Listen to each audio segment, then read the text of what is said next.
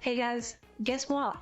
More parz videos. Let's get into it. This snake can take your arm off. 'Tis but a scratch. Obviously, Scratch. obviously, everything in Introducing Australia can the do that. fer-de-lance, a No, of species course, of pit viper native to South America and Mexico. With this I think particular a note, pit viper is like a having type of snake. quite possibly one of the nastiest bites in the world.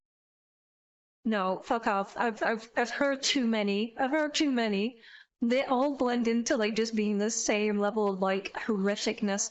Like your fucking skin rots off, like you die, you can't breathe, your blood turns to acid, all that shit. I've heard it all before.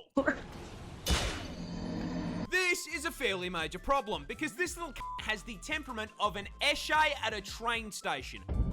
Oh Being no, there's a incredibly chap in the UK, I aggressive think. and Yeah, there's a chap. extremely territorial. Both of you give me a voice in your shoes, brother. Otherwise I'll cave your heads in right here, right now, bruh. In fact, Oh my this God, toxic bro. garden hose Chill. is such Chill, an bro. aggressive little Within its range, it makes up an average of 50% of all snake bites. However, despite the huge number of attacks, Seriously? it's only fatal in 6% of bites. So why Bro, is it what's such wrong a with problem? it? Just because you Why live is to it bite a doesn't prick? mean you'll want to. You see, when a fer-de-lance bites you, this massive viper sinks its Jesus huge Christ. inch-long fangs into your skin and injects you with 2 teaspoons of venom. You will at this point notice a little status effect bar appear on the bottom of your screen. Don't worry about that. That's a mystery mouse tool that'll hurt us later. Upon being bitten, your Oh, blood no. pressure immediately crashes lower than the stock market, and you start to feel very ill. The bite wound feels like you've been shot. Oh shit. Leg, you start sweating like someone's looking through your browser history, and then you start puking your guts up. Shortly followed by your collapse shit. into the ground in agony. So not a neurotoxin or a Now, neurotoxin? fer-de-lance venom is hemorrhagic, so while you're having a frat boy moment on so the you won't ground, stop bleeding. the venom is breaking down the walls of your blood vessels, causing Oh, okay, I was wrong. massive internal bleeding. At the same time, Oh, wait, no, yeah, I it's was seeping right. into your bloodstream. Motherfucker! I was right. I was right. I was right, okay? I don't want to hear it. I was Causing it correct. to thicken and start throwing clots. Oh, But hey, you're in luck. fuck. You were with a buddy when you got bitten. They rush you to the hospital, and I don't because have it's friends such a that know. common snake bite, they have the anti-venom on hand and administer it immediately, Okay, counteracting thank God. the venom's effects. Thank God. There is just one problem. The mystery mouse tool Oh, is still no. there, because anti-venom is not necromancy. So, all the dead tissue around the bite caused by the blood clots and internal bleeding, yeah, still very dead. In fact, it's so dead that it is rotting Okay. on your still alive body in a Yeah, process called so- necrosis. I can't show you a photo of necrosis because it's No. genuinely disgusting. Do but not, to put it in no. a term you can understand, the snake applies scarlet rot. Basically. Girl, Now, why? so long as that rot's still attached to you, it's gonna spread. So, there's only one way to stop it. Cut it off. Uh-huh. Girl, why is it such a prick? Why is this particular snake such like an aggressive little piece of shit? Well, bro, then again, the majority of snakes are aggressive pieces of shit. I know you snake lovers are gonna be very, very upset about me saying that, but nothing's gonna change my mind. I hate snakes so much. This pigeon saved an entire army battalion. Heroes never die. Introducing What? our How? protagonist, Cher Ami, a messenger carrier pigeon? pigeon who was in the employ of the US Army Yeah. Signal Corps during World War I. You see, back in the olden Yeah. times, radio technology was, kind of dog shit. So carrier pigeons were still the meta for DMing the homies memes over distance. No. Which is how, in 1918, our feathered little shock trooper here So, just the idea of messenger pigeons being used to send like fucking memes back and forth is hilarious to ended up me. in France, with 500 US soldiers stuck 3 kilometers behind enemy lines, completely cut off from supply and reinforcement in a 7-day no, shootout. bruh. You see, Cher Ami's battalion, juiced up on freedom and red crayons, had overextended Hell yeah. Crayon ears, let's fucking and become go. trapped, surrounded on all sides by German soldiers. And to make matters worse, being stuck behind enemy lines meant they were now on the receiving end of US defense spending, being absolutely hammered with friendly artillery. shit. Now, stuck as far away as they were I'm sorry, was that real? That's AI, it US has defense to be spending fake, right? being absolutely hammered with friendly artillery. Now, stuck as fuck. No, that was real. I've never seen that. Holy shit. Please tell me they're all alive and they're okay. Holy shit, I've never seen that clip before. Oh my god, sorry. That's not the point. They would have had more luck using their radio as fucking nunchucks than a comms device. So they began sending out carrier pigeons in an attempt to tell command to stop shelling them and help on the point. However, the Germans were having none of that shit and shot every single carrier pigeon the battalion sent out of the air like they were running an AIM Labs warm-up. Until only one remained, Cher Ami. Desperate and rapidly running out of soldiers, the battalion wrote a message and attached it to Cher Ami, sending him into the air and watching him sail above the trees. And just when they thought he was clear, some sweat on the German side nailed him. The battalion watched in horror as their last hope spiraled out of the sky. The bullet tore straight through Cher Ami's center of mass, destroying one eye, punching a hole through his chest, and blowing off one of his legs. And this giga chad of an animal tanked it. Do you have any ibuprofen? What? I got a Excuse headache. me? The Marines watched in awe as this mangled pigeon picked itself out of the mud and managed to fly clear of German fire. Cher Ami made it the whole way back to base, delivering the message and saving a total of 194 soldiers. Not only did he get the job done, but he lived. He was granted one of the highest military honours the French army could provide and sent into retirement with his trainer. And when he eventually did pass several years later, he was preserved and placed in the Smithsonian, where you can go see him today. There he is. Absolute legend. Bro, what a fucking chat. I've never liked pigeons, but show me fucking what a fucking chat. What an absolute chat of a bird. Let's go. This jellyfish is basically a time bomb. Introducing the Irukandji Ace. I'm gonna be real, guys. Some of these like blend together, and I forget. I'm very, very forgetful. You're gonna learn that very, very soon. If we've already seen this, I apologize. I don't remember this, but I do remember a jellyfish. I know there's different types, so if we've watched the same thing before, I apologize, but I don't think I've seen this one. Jellyfish native to the northern waters of the land down under, and possibly my least favourite animal in the entire ocean, because it is just a massive, spiteful... This is a little guy. Well, massive is misleading. This little guy is tiny. I mean, ridiculously small. Being not much bigger than your fingernail at the head, and I'm pretty sure we've seen this. I'm pretty sure we've seen this, because I remember this image. This image is burned into my mind. Can't get over it. It's just so good. This image is just so fucking good. You know what? Fuck it. Being not much bigger than your fingernail at the I don't head remember and much about it anyway. Completely invisible to the naked eye. We might not have seen it actually, honestly. I don't recognize this. Behind that halo cloak frame, they are dragging 3-foot-long tentacles and shocking absolutely no one. Yeah, no, I've not actually seen this one. No, I take it back, I haven't seen it. It is one of the most venomous jellyfish in the ocean. Wait, a box jellyfish, right? Of the stealth poison multi-classes on OCE servers, dude. This shit is broken. You see, those 3-foot tentacles are covered with tiny little barbs, and at the barest touch, they will literally propel themselves into your skin like a bullet and inject you with the Australia Special, a pina colada cocktail of various neurotoxins. And upon being injected, you will feel absolutely nothing.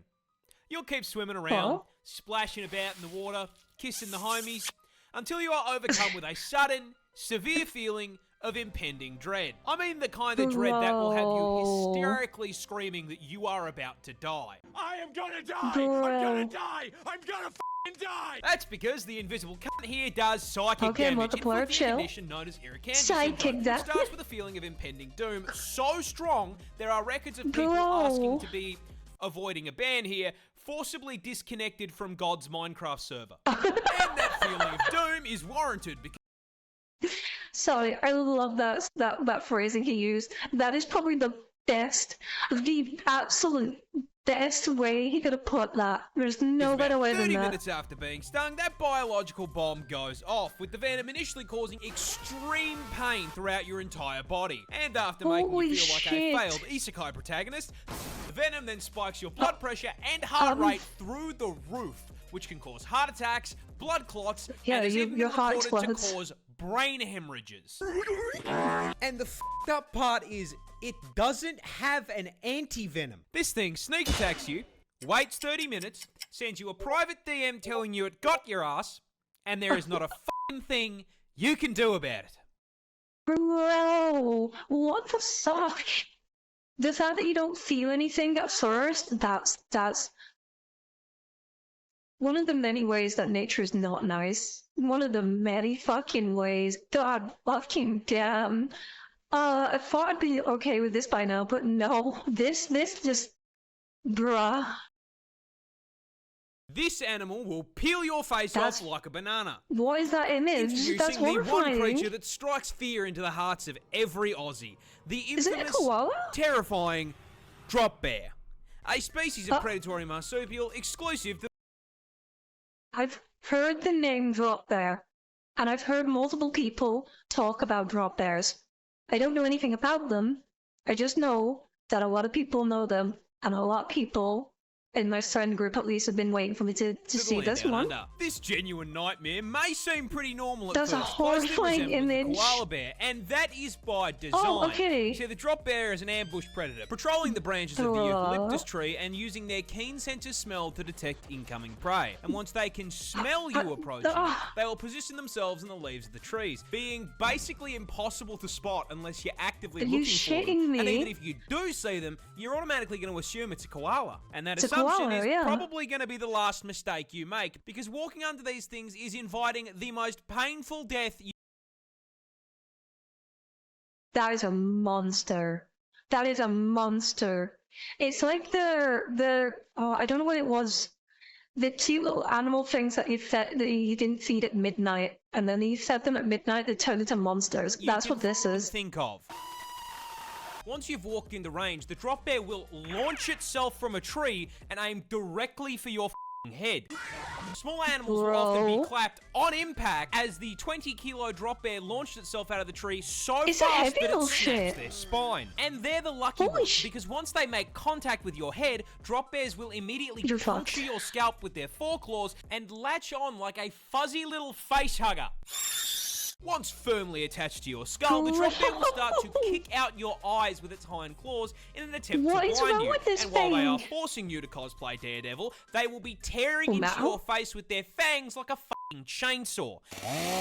The attacks are so vicious, most human victims end up being completely scalped and having their faces removed. And even if you manage to pull them off in the initial assault, those claws contain a potent neurotoxin. Of course they do. Of course they do. Why am I surprised? Why? Why the fuck am I surprised? Which will paralyze you in under 5 minutes, allowing them to run you down and eat you alive. Australia loses roughly 600 people per year to drop bear attacks. So if you want to survive... Oh my god! Oh, so it's like an actual, like a genuine fucking issue for you guys. I'm never, ever going to Australia. I'm sorry. I'm sorry. Your trip down under, I have a secret to share with you about the drop bear. And that secret is that all of this is complete and utter bullshit. Drop bears aren't real. Fuck you. Fuck you. Fuck you. Actually, fuck you. Fuck you. Oh, I was hook, line, and sinker. I got so fucking hard. Bruh. Fuck you. Fuck you. I made it all up. April Fool's cunt. I fucking hate you. I fucking hate you, Paz. Fuck off. Fuck you. God damn it. God damn it. I can't believe I got caught so hard. I was so in on it. I was like so like I believed like 100%. I was like, oh my god, this is oh my god, this is horrifying. No wonder people were telling me to watch the drop bear video. Fuck you. Fuck you. Fucking asshole. I ate lunch with a wild lizard. You see, before I made videos, I worked as a handyman, and one day a client asked me to do some brush cutting because their lawn was, putting it lightly, completely f***ed. So I'm taming a miniaturized version of the Amazon jungle, and I see something that nearly gives me a heart attack. A big lump of scales slithering through the brush about 2 steps ahead of me. Being Australian, I immediately assumed it was a snake, which is a problem, because the only 2 snakes in my home state are highly venomous and extremely aggressive. I'm sorry. Okay, I'm sorry. Whoever thinks snakes are cute, adorable, nice creatures, look at this and tell me, is this cute, adorable, and nice? Is this friendly? Is this a happy little guy? No. No. It's a monster. It's a genuine monster. So I immediately stopped what I was doing, backed the up, and got ready to call in the snake to relocate the angry hospital noodle. No shit. However, while dialing the number, I noticed something. It was kind of too fat to be a snake, and it hadn't tried to eat me yet. So, being the poster child for why women live longer than men, I waddled back over for a closer look, and I found this little guy. This was dumb. This is a blue-tongued lizard, and they're actually pretty cool. Native to Australia, these bad boys are basically a tubby skink, but as the name suggests, they have a bright blue tongue. Now, I couldn't just leave this distinguished gentleman in harm's way, so I yoinked him and began looking for a place to relocate him away from where I was working. However, during the relocation process, this cute little man proceeded to cuddle up to my shirt and fall asleep, and did not particularly appreciate me trying to move him from his resting place. So, considering it was the middle of the day, I just said, fuck it, called a lunch break, and proceeded to sit in the sun eating a chicken sandwich while Godzilla's little cousin took a nap on my shirt. He sat with me for my entire 30-minute lunch break without me holding him. However, unfortunately, I was only halfway through my workday, so after I wrapped up lunch, I had to say goodbye. I very delicately removed my new scaled friend from my shirt and released him back into the wild. No, you should have kept him as a pet. Off you go, back into the bushes. You should have kept him as a pet. See you, friend. Okay, I don't like lizards, but that one's actually kind of cute. As the first Australian Disney princess. You know what? Yeah, you're the first Australian Disney princess. 100%, Baz. 100%. You got that title, buddy. You got that title. Kangaroos can and will beat you up. That's right, just because it's not venomous doesn't mean it can't knock you on your ass. And Australia's most iconic marsupial can do just that. Because they are way bigger than you think they are. With our biggest species of roo coming in at a ridiculous 2.8 meters I would not want to fuck with one of those things. And with the iconic hop, they've got a vertical jump of 3 meters. I mean, honestly, with a stat spread like that, they don't belong in the outback, they belong on a fucking NBA court. As if that wasn't enough, they're also built like tanks, weighing in at a full 90 kilos I saw videos muscle, of them. And being able to move way faster than anything that heavy has any right to. They're like every gym bro's like ideal body, like every fucking, you know, musclehead gym bro, they want to be like a Hitting the little. speedo at a max of 70k an hour. Holy shit! Meaning if you make them angry, a juiced up rat the size of a small car is going to run your ass down and beat the f***ing brakes off you. Beat you the fuck up, yeah. And I'm not kidding when I say they really will rock your shit, because roos are professional kickboxers, with males routinely fighting MMA to win females. I'm sorry, but it does look like they're just slapping each other. Right, you know when you see like slap fights, it looks like that. I know it's not before you comment. I know it's not, but it just looks funny. When they fight, kangaroos will lean back on their tails as a stabilizer and immediately start scratching and kicking the ever-loving shit out of one another. Oh my god, oh my god, those kicks have enough force to crack bone. And as if getting drop-kicked by a muscled marsupial wasn't bad enough, they also for some reason have the same bite force as a grizzly bear. Because why not? What? Why? Why does he need that? Now, even with all of this, there are still animals stupid enough to view a room's lunch. Which brings me to the most terrifying thing that they do. When threatened, kangaroos will hop into a body of water and wait for whatever is chasing them to follow them in. Once the predator enters the water, the kangaroo will wrap its arms around their neck and just straight up drown them. What the f***, man? I share a country with psychopathic tren rats. What the fuck? Oh my god, that's horrifying. That's genuinely terrifying. Getting drowned by a marsupial. What the fuck?